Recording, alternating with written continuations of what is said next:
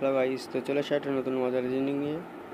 তোমরা যারা পারবে তারা অ্যান্সারটি করবে, যারা পারবে না তারা ভিডিওটি দেখে অবশ্যই মনোযোগ সহকারে দেখে শিখে নেবে, যাতে এক্সাম হলে আসলে কোনো প্রবলেম না হয় অ্যান্সারটি করতে।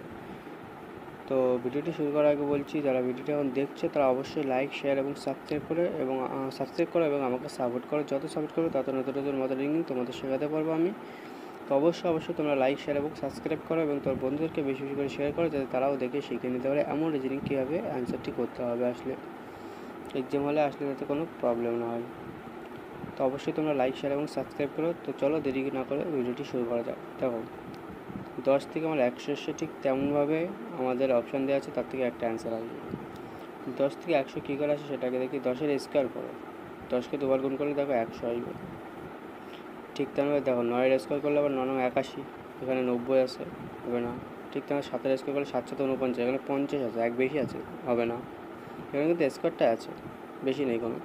ঠিক তেমনভাবে 8-এর স্কোয়ার করলে দেখো 8-টা 64, কিন্তু এখানে আছে 65, হবে না। তো 11-এর স্কোয়ার করলে 11কে দুবার গুণ করলে দেখো 121 আসবে।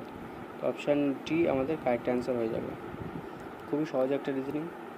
তো অবশ্যই তোমরা লাইক, শেয়ার করো এবং সাপোর্ট করো আমাকে। Bye guys.